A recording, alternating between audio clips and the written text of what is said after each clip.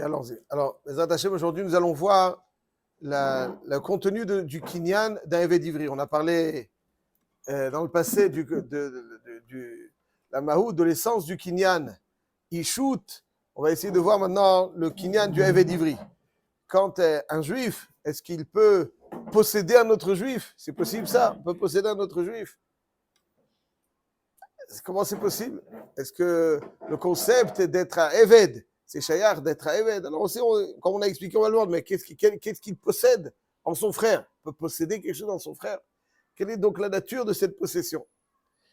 Il y a une Gemara dans le Daf du jour, Daf Tetzaïn Amoud Aleph. Il est marqué dans la Mishnah que Eved Ivri, il connaît Tatzmo Bekesef, et aussi il connaît Tatzmo Bishtar. Alors la Gemara elle dit, Bishlama Kesef, on peut la prendre de Kesef Miknato.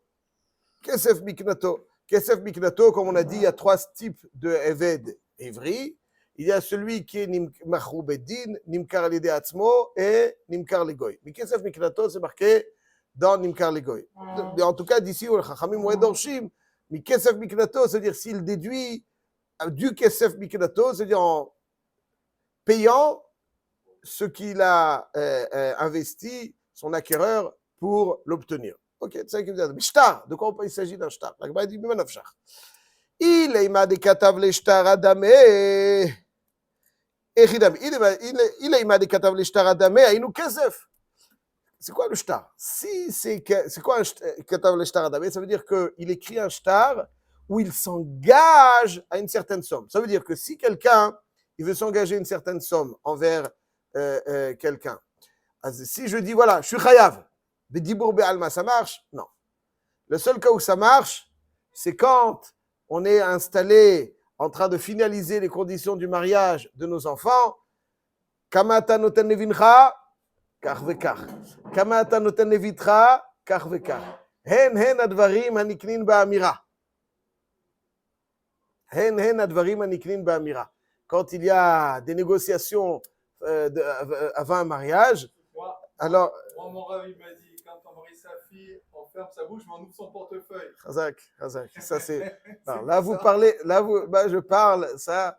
Après le mariage. Moi, je parle après le mariage. Ça, c'est après le mariage. Pendant le mariage, pourquoi? Il y a une svara spéciale que lorsqu'on est dans un contexte euphorique, tel que finaliser donc un mariage, là-dessus, Amira, ça marche. Mais sinon, hors de ce contexte, Amira, ça ne marche pas. Je ne peux pas dire, mais Amira, je te dois. Voilà. Qu'est-ce qu'on peut faire? Ou bien on est Mitrayev en écrivant un shtar, ou bien on fait un kinyan soudar, ou bien il y a une hoda'a, un temeda, etc. Mais c'est des cas particuliers. Donc la Gemara, elle dit, shtar, il est shtar. Comment shtar? S'il écrit sur un shtar qui lui doit l'argent qu'il a investi pour lui, alors dans ces cas-là, Aïnou Kesef. Et là, attention, le Rashba pose une question importante, il dit comme ça. C'est quoi Aïnou Kesef? C'est-à-dire quoi? Si quelqu'un il écrit un shtar à une femme, il lui dit voilà, je te dois 1000 euros. Ariat Mekudeshetli, avec cette dette que je m'engage à te donner, à t'offrir. Ça veut dire en échange des Kiddushin, je suis Mitrayev. Elle est Mekudeshet. Machloket Rishonim, ça dépend de la souga de Manenkan, Mashkonenkan, mais il y a beaucoup de Rishonim, comme vous dites très bien, qui disent qu'elle n'est pas Mekudeshet. C'est quoi Inou Kesef? Je referme la parenthèse, on y revient. Alors, donc la Gemara demande de quel shtar il s'agit. C'est quoi un shtar? Si shtar, c'est Itrayev loke, c'est du Kesef, le gars. Et là, la page tout est shtar shechou. Shtar shechou, comme il y a un guet dans la Isha, dans le Evet Knaani, là, dans lui, il y a un shtar shechou. Shtar shechou, où il écrit Ata ben chorin, areata leatzmecha. Là, la Gemara, elle va poser une question qui est Leïmaleba Petrezil. Tu as besoin d'écrire ça sur un papier? T'as qu'à dire devant 2 témoins, Zil. C'est bon, tu peux.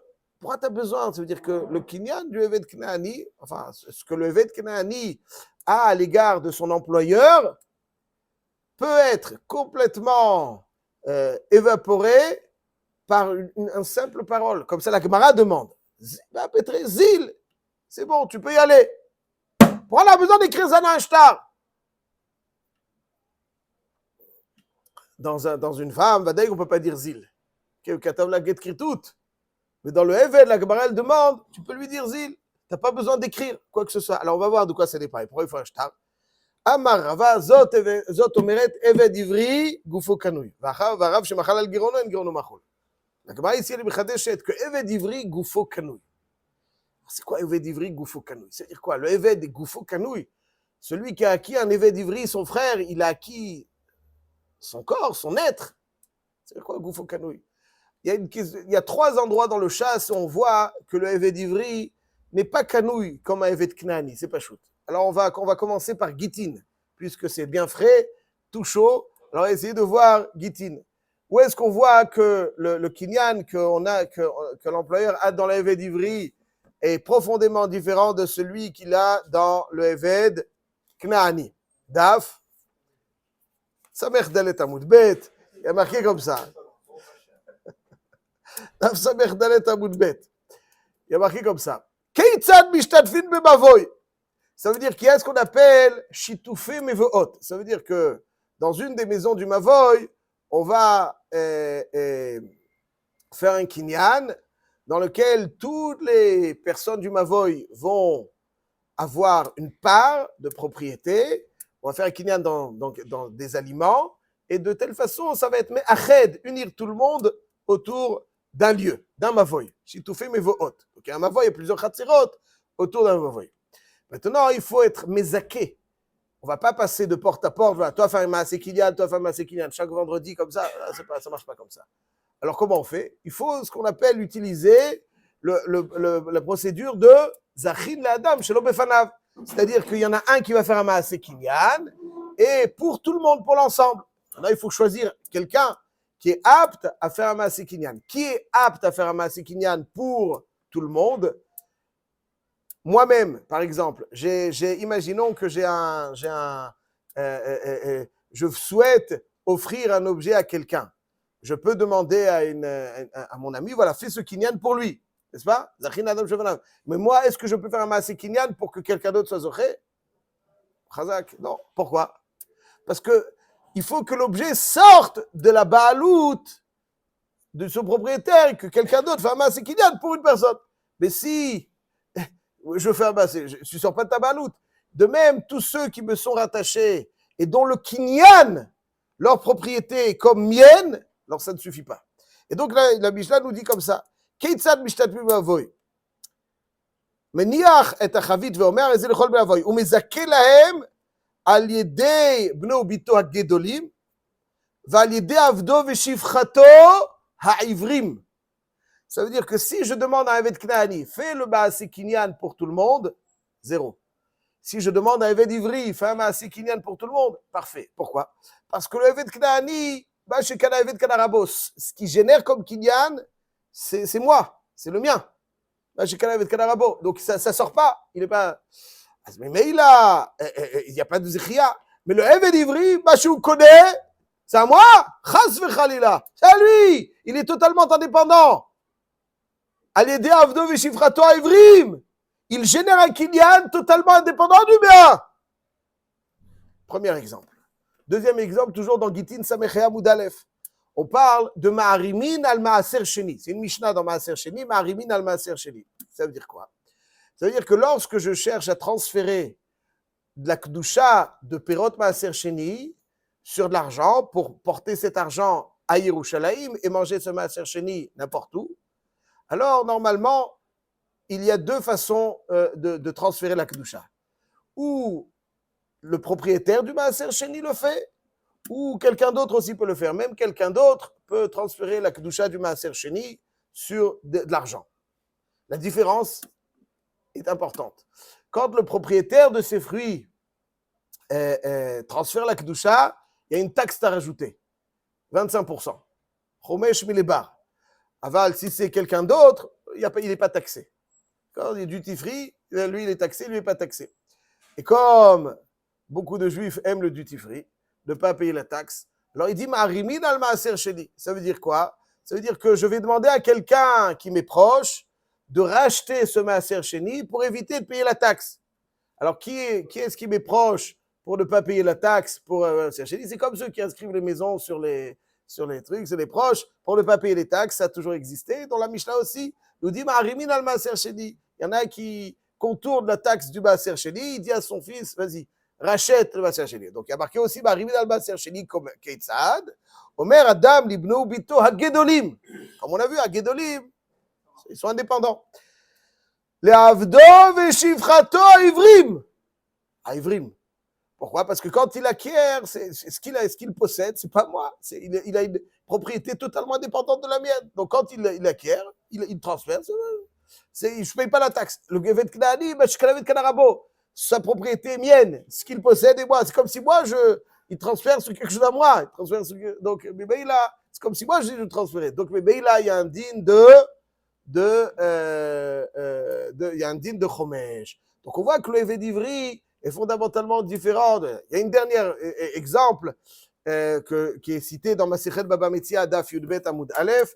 Metziat Avdo Veshivchato Ha'ivrim, alors ils appartiennent. C'est-à-dire qu'un Eved d'Ivri qui trouve un objet dans la rue, à qui il appartient cet objet? Il appartient au Eved d'Ivri. Un Eved Knaani qui trouve un objet, ça appartient au Adon. Pourquoi? Parce que dans l'Eved Knaani, le kinyan du Eved Knaani est acquis au propriétaire. Chaîne que l'Eved d'Ivri, Mishnah Meforeshet, il a un kinyan totalement indépendant. Donc ça veut dire quoi, Goufo Kanouï?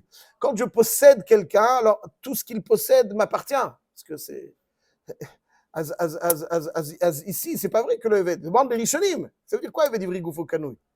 Il n'est pas Kanouï, c'est pas vrai, il n'est pas Kanouï complètement. Alors il faut comprendre autrement la Gemara. S'il était Kanouï, comme on les connaît à Eved Knaani, tout ce qu'il posséderait, ce serait bien. Et c'est faux. Il y a marqué des Mishnayot. Donc il faut comprendre différemment Eved d'Ivri, Goufo Kanouï. Alors, comme on n'a pas beaucoup de temps, je dirais très rapidement sur un pied deux Mehalchim essentiels dans les Rishonim. Rashi, d'une part, Ramban, Rashba, Ritva, d'autre part. Rashi dit comme ça. Eved d'Ivri Goufo Kanouï, ça veut dire qu'il a déquel les pérotav.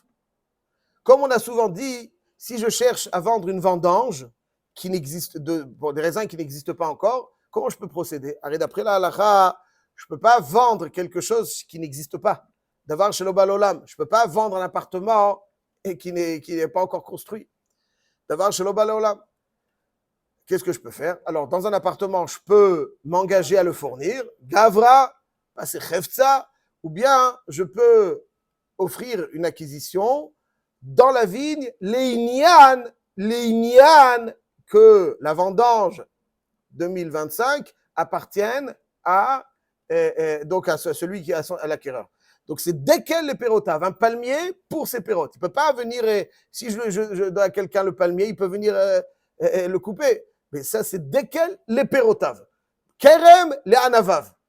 N'est-ce pas? Donc, je peux avoir un kinyan dans quelque chose pour sa production.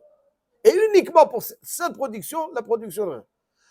Dit le Rashi, Eved d'Ivri, il va dire que le kinyan du Eved d'Ivri est fondamentalement différent de celui du Eved Knaani. C'est pas chou ça. Le Eved Knaani ou Kanou, il est gabré. Tout ce qui marche chez Kana Eved, Kana Rabo.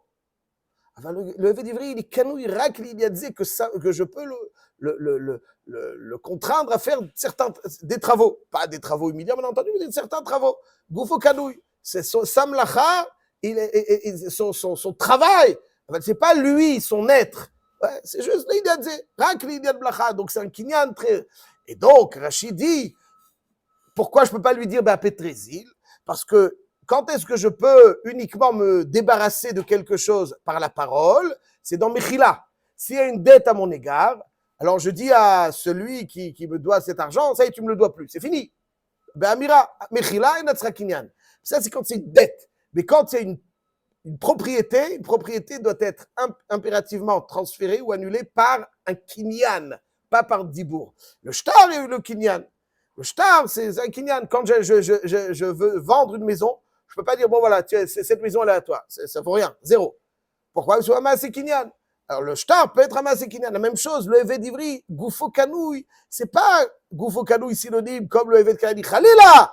Goufo Kanouï a pshatou qu'il a un kinyan dans son gouf, le inyan mlacha. Le inyan mlacha. Voilà. Ça, c'est le balach de Rashi. Les autres Rishonim, Ramban, et je lis dans le Rashba qui ramène le Ramban, il donne un autre pshat. Et il dit, voilà, il dit quoi, c'est quoi dire quoi Goufo Kanouï? Il dit comme ça. Intéressant, qui s'inscrit un petit peu dans. Il dit comme ça, que dans un Eved d'Ivri, dans celui qui est Machrou Beddin, il a cette singularité que Mrabbo Moserlo Shifra Knaanit. Ça veut dire qu'il y a quelque chose dans l'acquisition d'un évêque d'Ivry qui n'a pas simplement des conséquences mammoniotes, où je peux lui demander de faire certains travaux, mais il y a aussi une conséquence issouri. Dans la femme, il y a le kinyan, tout le kinyan que j'ai. C'est uniquement un kinyan issouri de ishut, comme on l'a dit, varim shutim. Aval, dans évêque d'Ivry, il y a un mélange. Il y a un kinyan mammoni, bien entendu, mais il y a aussi un kinyan issouri. J'ai un droit mammoni. Et pour ce kinyan issouri, l'enlever, il faut impérativement un shtar, exactement comme on a un guet pour la femme. C'est pour ça que Goufo Kanouille, il dit le Rashba, et je termine là-dessus, juste je dis cette phrase, il dit comme ça. ותראה את הרמב"ן נרות, כיוון דשתי קניינים הם בעבדות. אחד, קניין ממון, קניין מעשי ידיו. ואחד, קניין איסור, שהוא אסרו בבית ישראל ופוטרו במקצת מצוות. וקניין הגוף הזה הוא המצריכו גט חירות ואינו נפקע בדיבור. דומה לקניין אישות שהוא צריך גט להתירו, וממנו הוא למד.